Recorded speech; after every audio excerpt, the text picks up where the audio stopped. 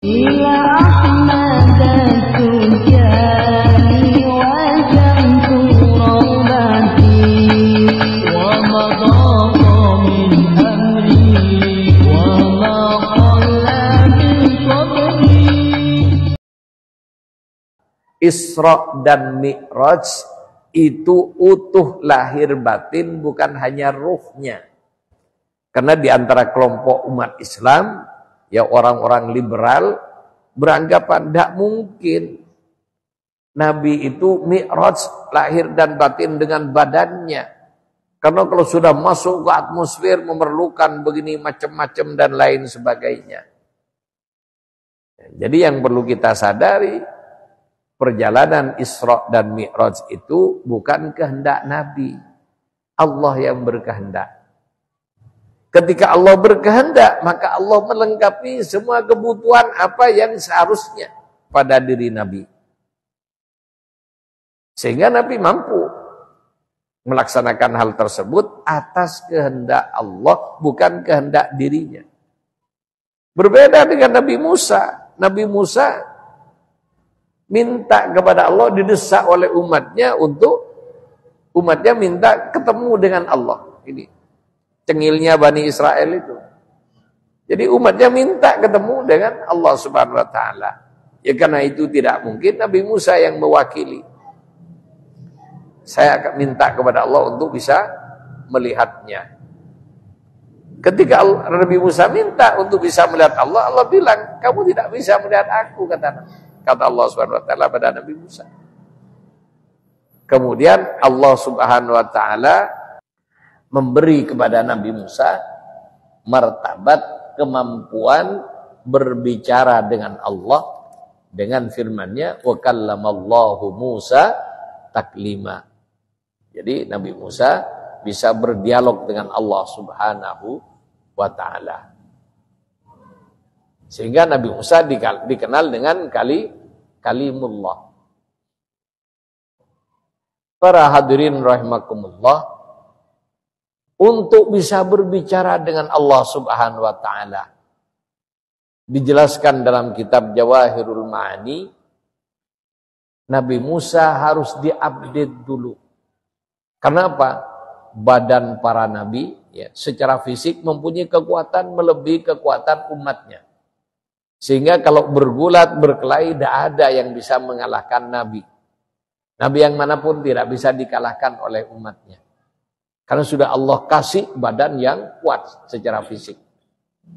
Termasuk juga sudah diberi oleh Allah kekuatan rohani yang jauh di atas rata-rata. Bukan hanya sama dengan rata-rata, jauh di atas rata-rata. Kenapa? Ya para nabi mencapai derajat orang yang bisa nerima wahyu dari Allah Subhanahu wa taala. Jadi orang untuk bisa nerima wahyu ini, di samping fisiknya kuat, jiwanya juga harus kuat. Kemudian, jadi Nabi Musa mempunyai ya kekuatan yang di atas orang pada umumnya, termasuk juga mempunyai kekuatan rata-rata para nabi, bahkan di atasnya karena khusus Nabi Musa akan berbicara dengan Allah. Diberi kesempatan oleh Allah berbicara sehingga di-upgrade dulu. Di-upgrade telinganya. Ya, sehingga mampu mendengar kalamullah. Di-upgrade lidah dan lisannya sehingga dia bisa berbicara dengan Allah Subhanahu wa taala. Kalau tidak di-upgrade tidak bisa. Itu pun Nabi Musa ketika tajalli dengan cahaya Allah. Jadi Allah bukan menampakkan zatnya, baru menampakkan cahayanya, bukan langsung pada Nabi Musa. Allah tampakkan pada gunung, kemudian gunung itu merasakan ketakutan yang dahsyat sehingga berguncang dan meleleh berkeping-keping. Dan para hadirin tahu di Arab itu tidak ada gunung kayak di sini. Gunung di sini, apalagi gunung yang pendek-pendek, itu gembur tanahnya. Kalau di Arab, walaupun gunung pendek-pendek, batu dan batunya dipacul pakai model pacul kayak gini, tidak bisa. Jadi batu keras. Gunung batu yang sekeras itu ketika tajalli dengan cahaya Allah, sedikit dari cahaya Allah ditampakkan kepada gunung ini, yang terjadi gunung itu ketakutan dengan sangat dahsyat sampai meleleh dan berkeping-keping. Nabi Musa yang melihat puncak gunung tersebut, apa yang terjadi? Nabi Musa terpental dan dalam kondisi pingsan. Padahal sudah di-upgrade. Dan itulah mukjizat. Jadi tidak usah dipikir dengan pikiran akal kita. Akal kita tidak akan sampai. Tidak usah para nabi. Walinya Allah saja. Ya. Kalau nabi diberi mukjizat, walinya Allah diberi karomah. Orang-orang baik diberi ma'unah, orang-orang saleh diberi ma'unah, diberi pertolongan oleh Allah Subhanahu wa taala.